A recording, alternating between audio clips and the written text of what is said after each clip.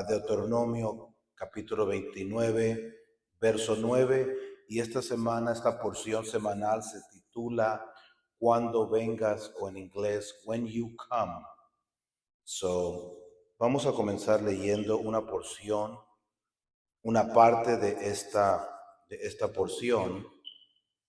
Comienza con el verso 21 y vamos a leer el capítulo 21, verso 1. Dice: Cuando hayas entrado a la tierra que Jehová tu Dios te da por herencia y tomes posesión de ella y habites, entonces tomarás las primicias de todos los frutos que sacares de la tierra que Jehová tu Dios te da y las pondrás en una canasta e irás al lugar que Jehová tu Dios escogiere para hacer allí su nombre.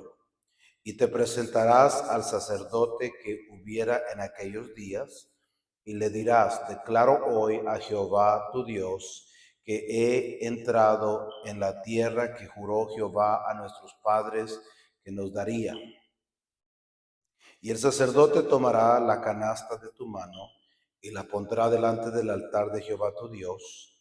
Entonces habitarás y dirás delante de Jehová tu Dios: un arameo a punto de parecer fue mi padre, el cual descendió a Egipto y habitó allí con pocos hombres, y allí creció y llegó a ser una gran nación, fuerte y numerosa. Verso 6. Y los egipcios nos maltrataron y nos afligieron y pusieron sobre nosotros dura servidumbre. Y clamamos a Jehová, el Dios de nuestros padres, y Jehová oyó nuestra voz y vio nuestra aflicción, nuestro trabajo y nuestra opresión. Y Jehová nos sacó de Egipto con mano fuerte, con brazo extendido, con grande espanto y con señales y con milagros. Y nos trajo a este lugar y nos dio la tierra que fluye leche y miel.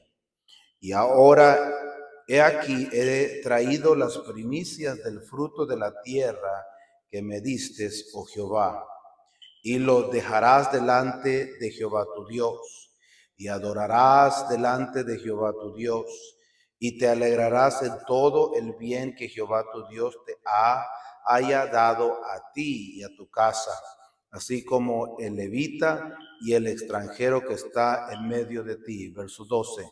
Cuando acabes de diezmar todo el diezmo de tus frutos en el año tercero y en el año del diezmo, darás también al levita, al extranjero, al huérfano y a la viuda, y comerán a tus aldeas y se saciarán.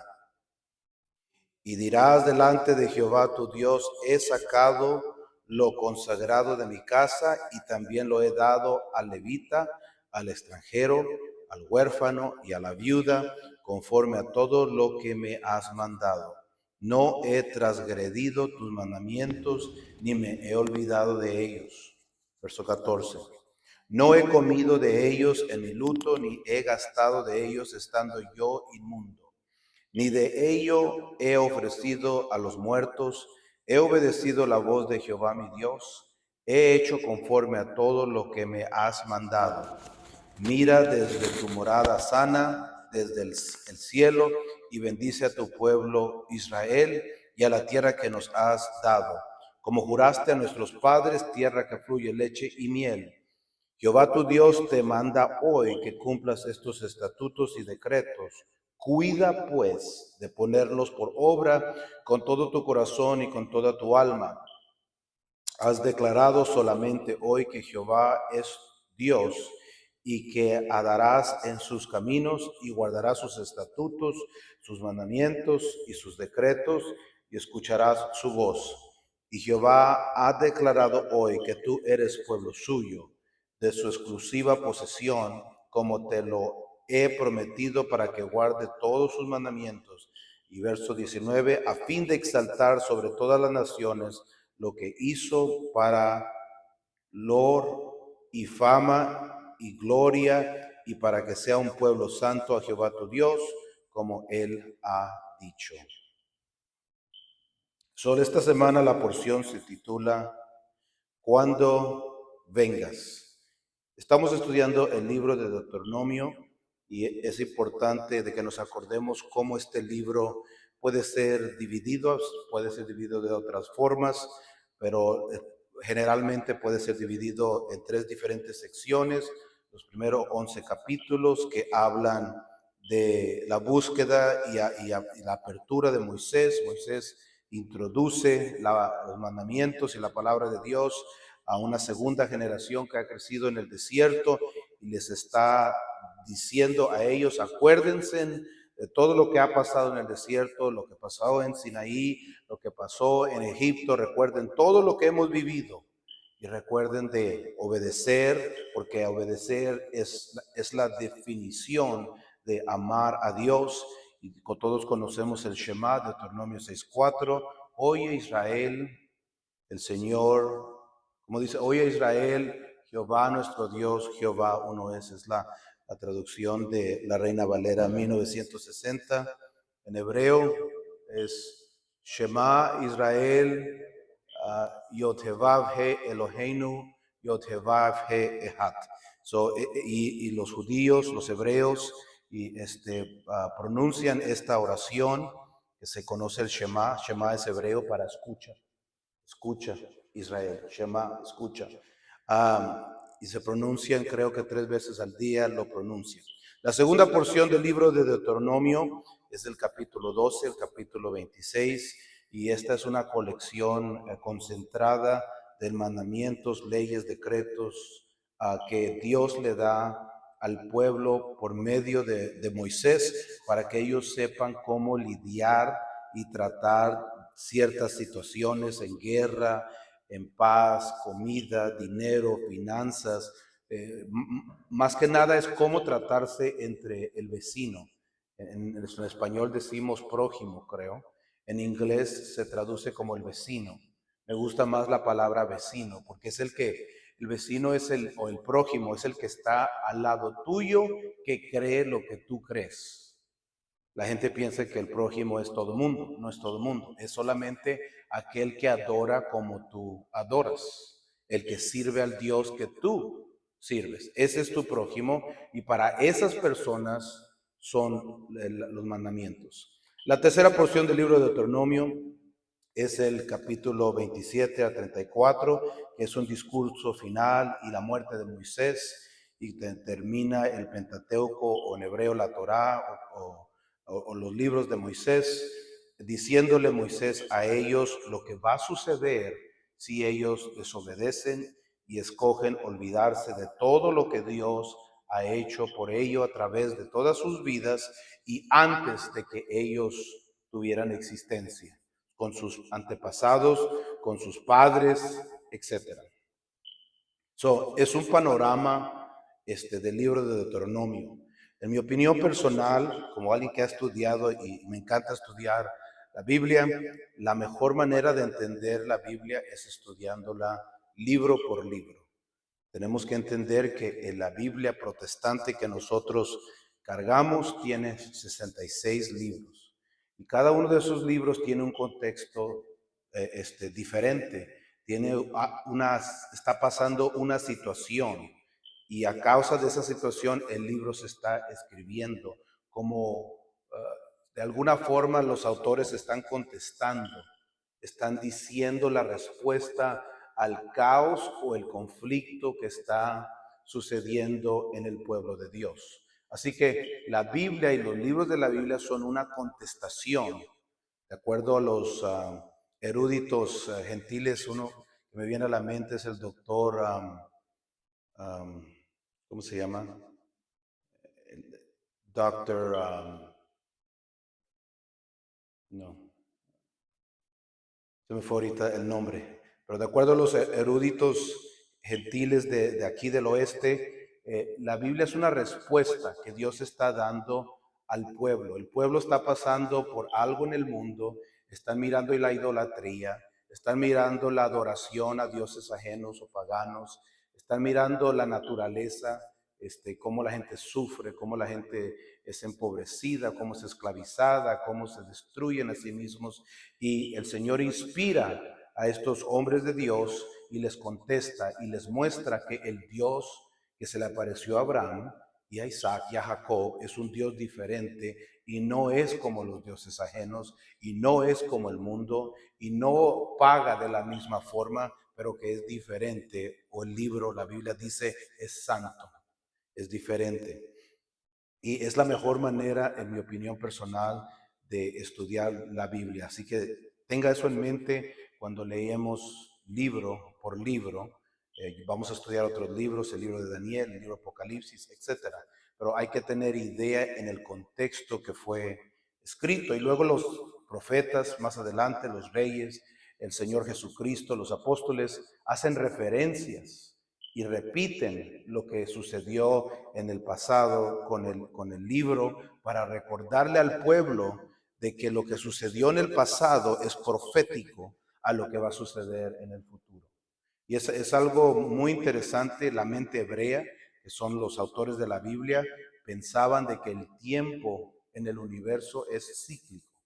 Por eso el libro de Eclesiastés dice, no hay nada nuevo debajo del sol. Todo lo que es ya fue. Todo es vanidad de vanidades, dijo el predicador. Así que en la Biblia los autores, todo lo que va a suceder en el futuro, la traición, el espíritu del anticristo, la desobediencia del pueblo, la maldición, el juicio, ya sucedió en el pasado. Es cíclico. Es un patrón, así que podemos saber el futuro estudiando la palabra de Dios en el pasado. La mente griega, y nosotros aquí en el oeste somos estadounidenses, y este país está basado en el pensamiento griego, y el pensamiento griego es diferente al pensamiento hebreo. El pensamiento griego es como una línea. Piensan de que nada está relacionado, de que en el futuro nos espera algo nuevo, desconocido. Es una línea y es una forma de pensar progresiva. Más, algo nuevo, algo nuevo, algo nuevo. Los autores de la Biblia no piensan así. Por eso los rabinos dicen que cuando salió el pueblo de Egipto, ahí salimos todos. Tú y yo estábamos en Egipto, dicen ellos, saliendo y observando las maravillas y la grandeza del Dios de Abraham, Isaac y de Jacob. Tengamos eso en mente cuando leemos la Biblia. Esta porción de esta semana, puede ser dividida en diferentes secciones que quisiera tratar rápidamente con ustedes. La primera sección es las primicias de la cosecha. En hebreo la cosecha significa, primicia significa bikurim. La declaración formal está hablando de las primicias, la conexión entre la Pascua, el diezmo del décimo y al final de la porción las bendiciones y las maldiciones que les repite Moisés al pueblo que está escuchando. Un poco para que mire la estructura de la porción de esta semana. Primero, en la primera sección de esta porción, las primicias de la cosecha. Moisés le dice al pueblo que cuando entren a la tierra prometida, va a haber un templo, un lugar donde el libro de Deuteronomio dice el nombre del Señor es invocado. Y una vez al año, cuando lleguen las primicias a Israel, cuando la fruta comience a salir de la tierra y a cosechar, el agricultor debería de llevar en el tiempo especificado por la palabra de Dios al sacerdote, a la tienda, al templo, al tabernáculo. Tendría que llevar y mostrarle el primer sacrificio, la primer presentación de la cosecha a Dios y a los sacerdotes para que fuese bendecido por Dios y no maldecido. ¿Y cómo trabaja esto? Bueno, el agricultor tenía, de acuerdo a la Biblia, el agricultor tenía que viajar al templo y presentar su primicia. La primicia era lo primero y lo mejor que salía de la tierra que estaba él cosechando. Se conoce también como la fiesta en inglés, la fiesta de las primicias. Es una de las fiestas del Señor. mencionadas, y en el Nuevo Testamento miramos que son simbólicas porque están anunciando la primicia de las primicias, que es el Mesías, que es Jesús o Yeshua en hebreo. Esta porción nos dice que cuando llevaba el agricultor su canasta con las primicias de su cosecha, tenía que recitar brevemente delante del sacerdote. Cuando llegaba al tabernáculo tenía que recitar brevemente cómo Jacob era nómada. En otras palabras, no tenía lugar donde vivir o donde habitar, y cómo el pueblo había sido esclavo en Egipto, y cómo Dios los había sacado con mano fuerte del Éxodo, y cómo Dios les había dado esta tierra prometida a su padre Abraham. Era como una confesión que ese agricultor tenía que hacer, reconocer verbalmente con un testigo, el sacerdote en el templo, un levita, reconocer públicamente que sin Dios no estuviéramos aquí. Tenían que llevar trigo, cebada, uvas, higos, granadas, aceitunas y dátiles, de acuerdo a Deuteronomio capítulo 8, verso 8. Me pregunto a alguien, ¿y por qué no daban dinero? No había dinero en aquel entonces. Estos vegetales, estos animales que sacrificaban eran el dinero en aquel entonces. Es lo que se daba uno al otro. Tan pronto, dice la Biblia, que tan pronto cuando el agricultor se encontraba caminando en la tierra y miraba una cosecha, un fruto salir de la tierra que estaba listo, el primer fruto salir, el granjero o el agricultor miraba las primeras señales de la fruta madura en el campo, automáticamente tomaba una cuerda o una caña alrededor de ella. Rápidamente, lo primero que salía de la tierra lo amarraba, lo apartaba, ponía una señal allí, una cuerda o una caña alrededor de aquella fruta, porque estaba designado a ser presentado como primicia delante del Señor y dado a los levitas. Era la forma que apartaban las primicias, los frutos, para ser bendecidos de parte de Dios y honrar a Dios con este mandamiento. Esta fiesta de las primicias comenzaba después de Shavuot o Pentecostés en la primavera.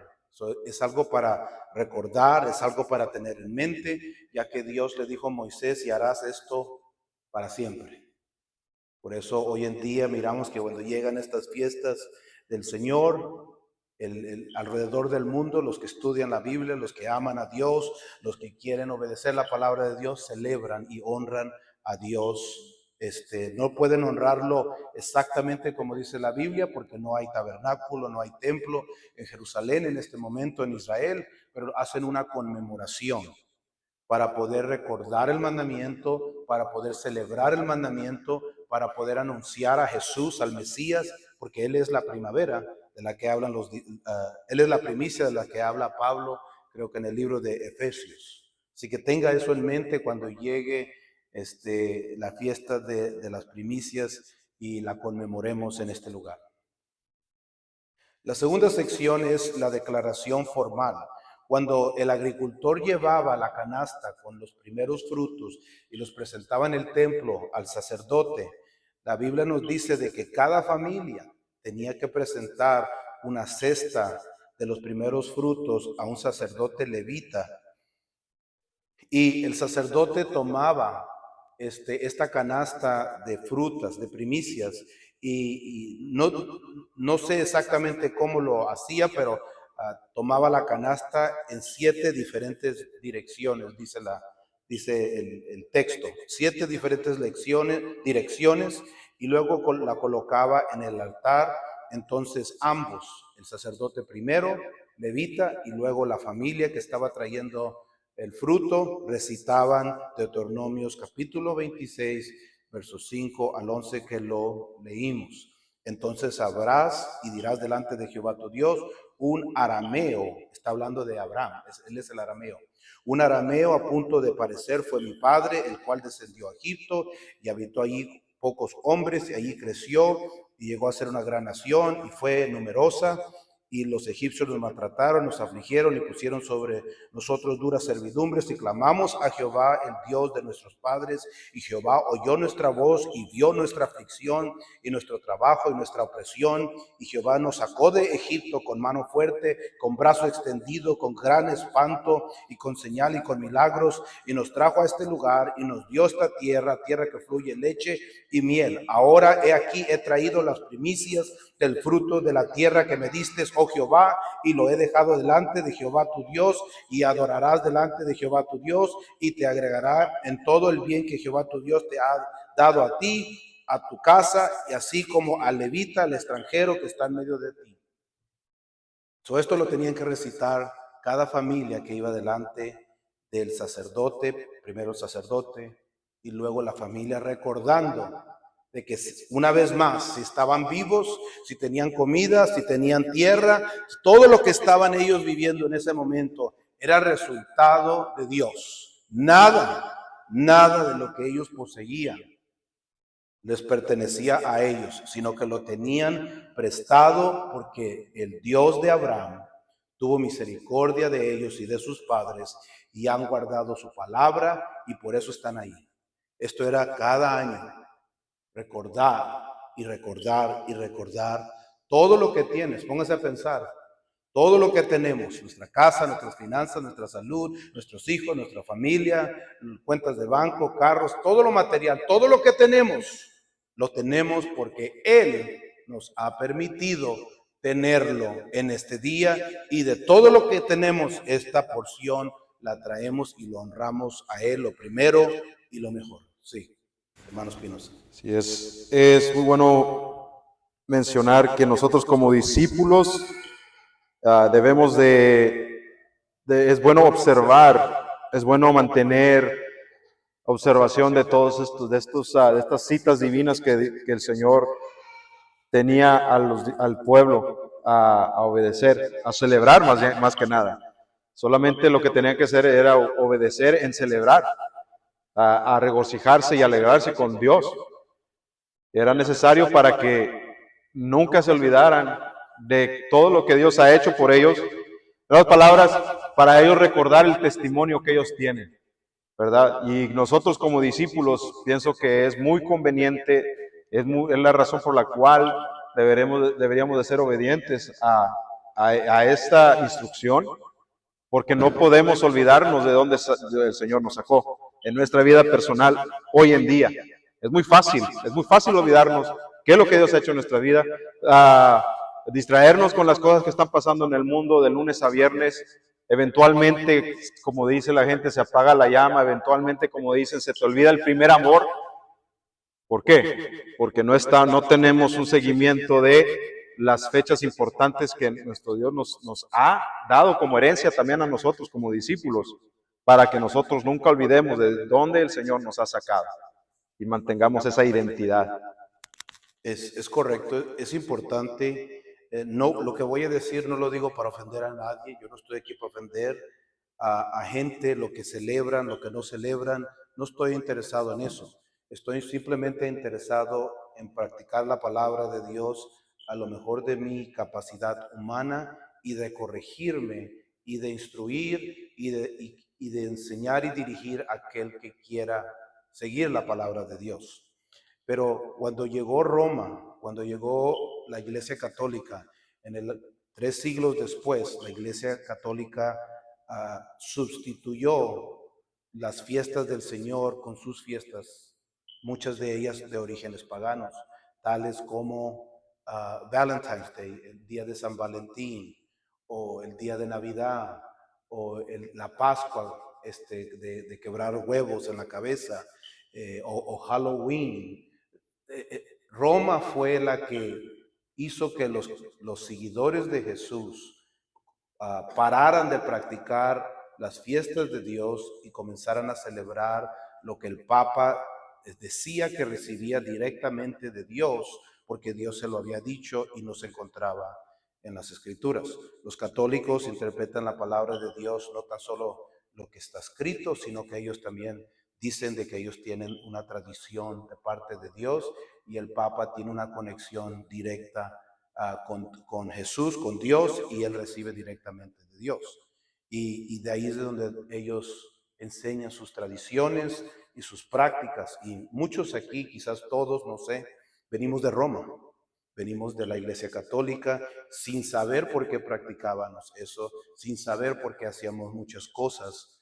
Y la gente nunca realmente va a saber, al menos de que comience a estudiar la palabra de Dios y se haga la pregunta, ¿qué practicaba Jesús? ¿Qué practicaban los discípulos? ¿Estoy yo haciendo lo que ellos hacían? Y eso es una pregunta que cada persona tiene que hacerse y cada persona personalmente tiene que escoger si va a seguir practicando lo que Roma le enseñó o va a querer practicar lo que Jesús nos manda a practicar. Es algo para tener en mente. Las primicias también tienen que ver con el libro de los Hechos. El capítulo 2 comienza con en el día del Pentecostés. Es una de las 7 fiestas. Una de las razones por la cual había mucha gente en Jerusalén, en el templo donde se encontraba Pedro, en el aposento alto, que les mostré que es una parte en el templo, es porque la gente, las familias estaban trayendo al templo, a Jerusalén, en el capítulo 1 y 2 del libro de los Hechos, estas primicias.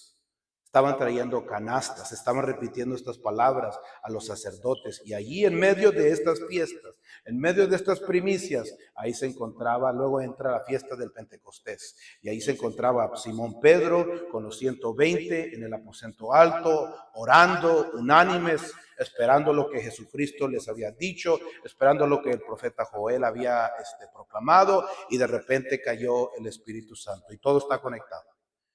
Bautismo de Hechos 2:38, la llenura del Espíritu Santo, la fiesta del Pentecostés, la fiesta de las primicias, todo está conectado, todo está declarando lo mismo, de que Él lo es todo y nosotros sin Él no somos nada. La siguiente parte de esta porción es la conexión de la Pascua. La porción nos dice, Moisés le dice a la segunda generación, le dice, acuérdense de cómo Dios los sacó a cada uno de ustedes de Egipto. Estaban en Egipto y los egipcios, el mundo, eran crueles con ustedes con sufrimiento laboral, maltrataban a los hebreos y ellos en su sufrimiento clamaron a Dios, al Dios de Abraham, Isaac, de Jacob, y Dios los oyó y los redimió con visiones, señales y milagros. ¿Dónde ha escuchado esto? Esa lista. Visiones, señales y milagros. Lo mismo sucede en el libro de los Hechos. Y los redime el Señor y los saca con 10 plagas, mostrando su poderío, y con Moisés y con Aarón los saca a todos estos 3 millones de habitantes de multitud mixta.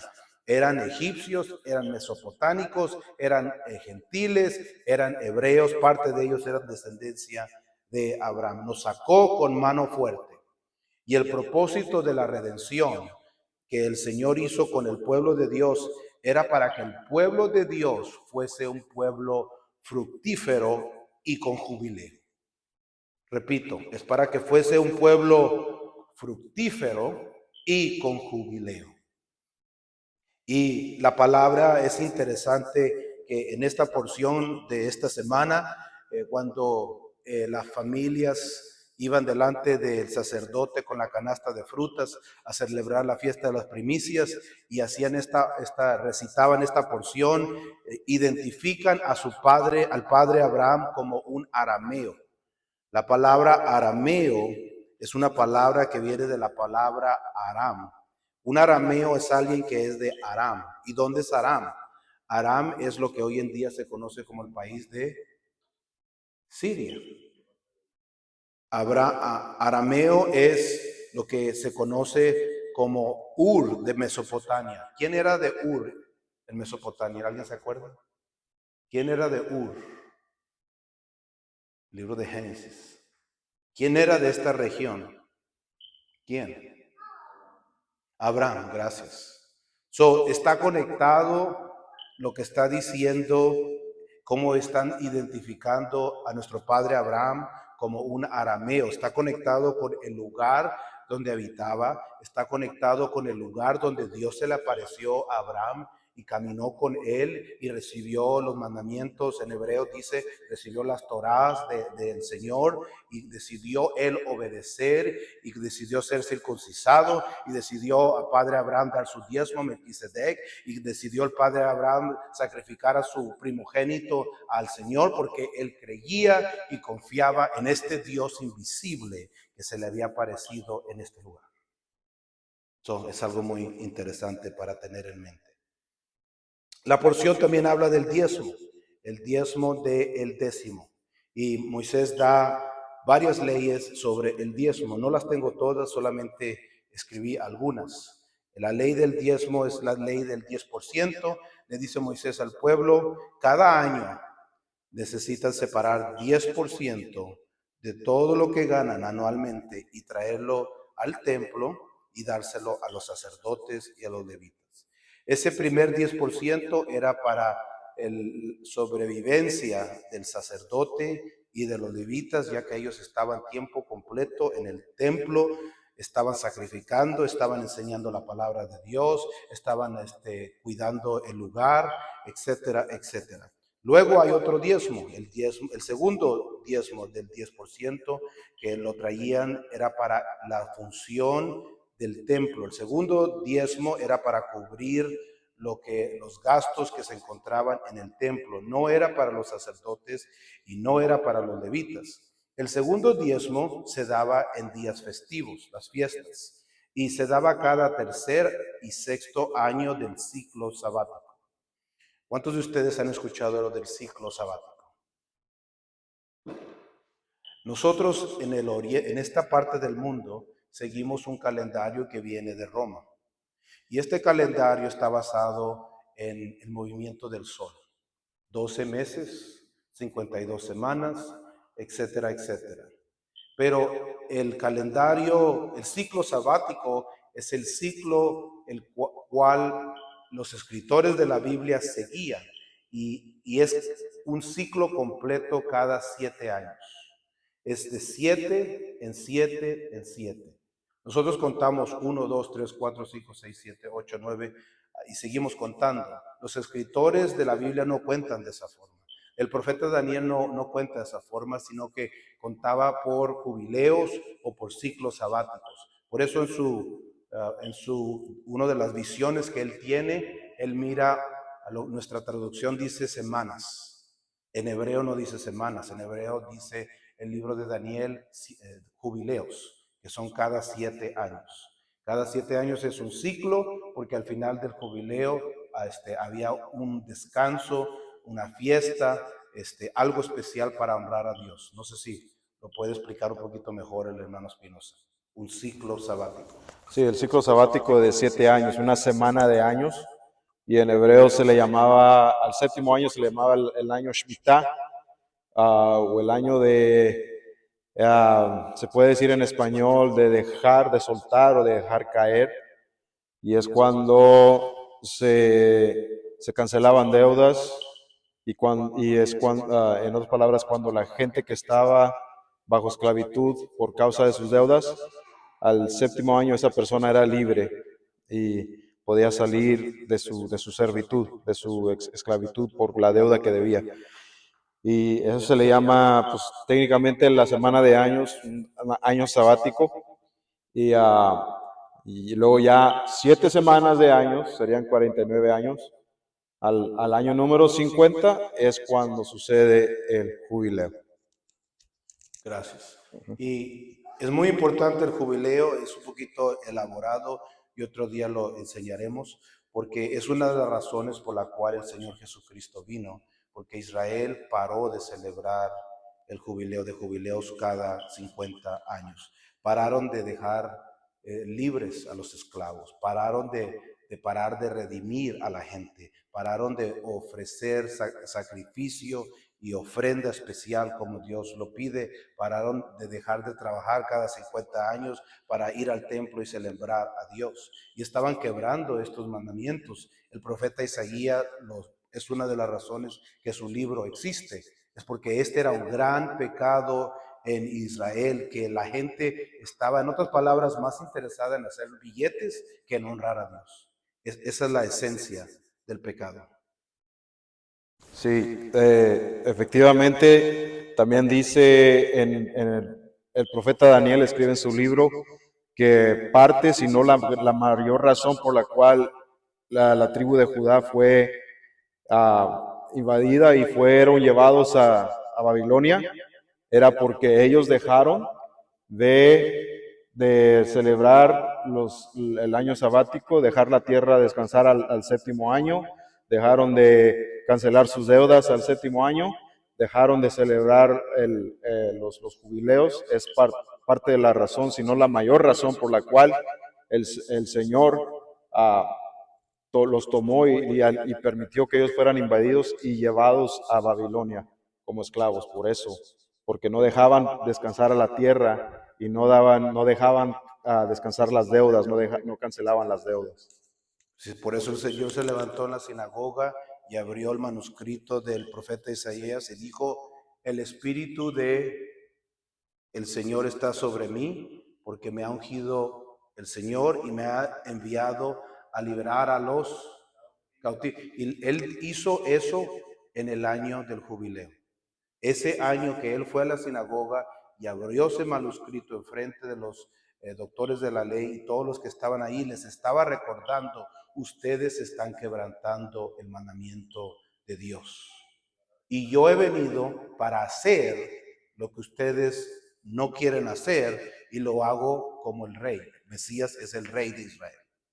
Él estaba declarando que él tenía una autoridad mayor que la que ellos tenían, y ellos eran los doctores, y ellos eran los nobles, y los saduceos, y los fariseos, etc. Así que todo eso sucedió en el día del jubileo. El Señor Jesucristo también, una de sus parábolas, habla de una mujer, si no mal me equivoco, que pierde 10 dracmas. Y si usted estudia esa parábola, está hablando del jubileo.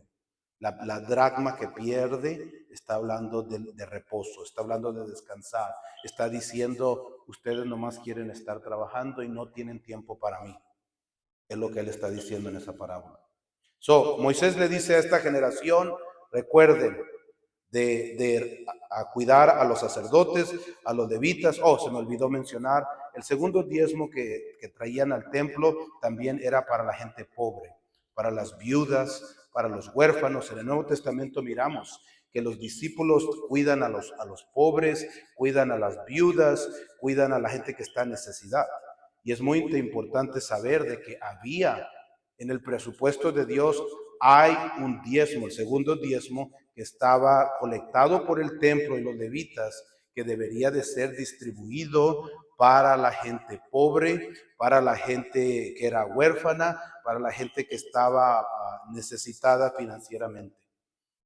Es muy importante entender esto, porque Dios tiene un presupuesto para todo. Tiene un presupuesto para el templo, para los pobres, para los huérfanos, para los líderes, para el pueblo de Dios, para todo el mundo. Hoy en día la gente no entiende y no comprende esto. Quieren recibir el beneficio sin saber lo que dice la palabra de Dios. Pero es lo que dice la palabra de Dios del diezmo, del décimo. Moisés termina esta porción diciéndole al pueblo: si ustedes obedecen todo lo que les he dicho, el Señor, nuestro Dios, Yod-Hei, Vav-Hei, los va a bendecir. Y si ustedes deciden no obedecer la palabra de Dios, los mandamientos, el Señor, nuestro Dios, el que los sacó de Egipto, Yod-Hei, Vav-Hei, los va a maldecir. La decisión es de ustedes. Y Moisés nos dice que el Señor instruye a que tome 6, mire bien esta foto. Moisés tenía que tomar 6 tribus y tenían que subir una montaña con 6 tribus. Y las otras 6 tribus tenían que subir la segunda montaña. Y luego los levitas tenían que traer el arca del pacto, donde estaba la presencia de Dios, donde se encontraba el convenio, donde se encontraba la gloria de Dios. Y tenían que ponerlo en medio de las dos montañas, con 6 tribus aquí y 6 tribus allá. y tenía estas 6 tribus, tenían que recitar en alta voz lo que Moisés les había dicho para que esta tribu que estuviera acá escuchara. Y cuando escuchaban, gritaban todos, amén, en hebreo, que significa así sea. Y luego repetían las bendiciones que se encuentran en el libro de Levíticos. Todas las bendiciones de Dios son para aquellos que quieren obedecer su palabra, y las 6 tribus que se encontraban acá gritaban amén. Y luego tenían que repetir en alta voz las 6 tribus todas las maldiciones del Señor. Todos los que desobedecen esta palabra y que deciden quebrantar los mandamientos de Dios, y no les importa que sean maldecidos, y los tenían que repetir cada maldición, y las 6 tribus que se encontraban en este lado tenían que decir amén. Y luego se volteaba. Estas tribus que estaban en este monte tenían que gritarle a las primeras 6 tribus las bendiciones, los mandamientos y las maldiciones, y repetir el proceso, y aquellas tribus decían amén, amén, amén. Y en medio de las tribus que se encontraban en el valle, se encontraban los levitas, y la presencia de Dios, el arca del pacto, la gloria de Dios estaba ahí como testigo en medio de todo lo que ellos estaban diciéndose uno al otro, para que todo mundo supiera cómo ser bendecido y cómo ser maldecido. ¿Qué significa ser bendecido? Porque nosotros estamos hablando en español. Moisés no dijo esto en español, sino que lo dijo en hebreo. La palabra bendecir, a lo mejor usted la ha escuchado, es la palabra barak. Diga barak. Creo que hay un artista que se llama Barak. Barak significa bendecir en hebreo. ¿Qué es ser bendecido? Todo el mundo quiere ser bendecido. La gente está tomando en el bar y quieren ser bendecidos. Maldicen y quieren ser bendecidos. Roban y quieren ser bendecidos. ¿Qué significa ser bendecido? Bendecido significa, en el lenguaje original, recibir el favor de Dios y recibir la protección de Dios y recibir todo lo que está escrito en Levíticos capítulo 26, que son bendición tras bendición tras bendición de parte de Dios. Eso es ser bendecido. ¿Qué significa maldecir? Nadie quiere hablar. Yo nunca he escuchado una prédica, Dios te va a maldecir, nunca la he escuchado. Y tengo 30 años sirviéndole al Señor. Nunca he escuchado de alguien decir, te va a maldecir. Nunca he escuchado a alguien decir, Dios maldice. Todo el mundo, Dios bendice, Dios es amor, pero nadie quiere, Dios te maldice, Dios es ira, fuego consumidor. Nadie quiere tratar ese aspecto de Dios. Sin embargo, Moisés lo dice. Dios te va a maldecir. Y las tribus, en la foto usted lo puede mirar, se lo están repitiendo uno al otro. Hay 2 palabras para maldecir, pero la palabra que se usa aquí es la palabra arar. Arar, que significa atar, que significa atrapar.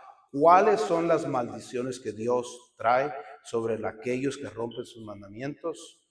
Deuteronomio capítulo 28, usted puede leer de tarea todas las maldiciones. Maldice tu vientre, maldice tus hijos, maldice tu dinero, maldice todo lo que tú haces.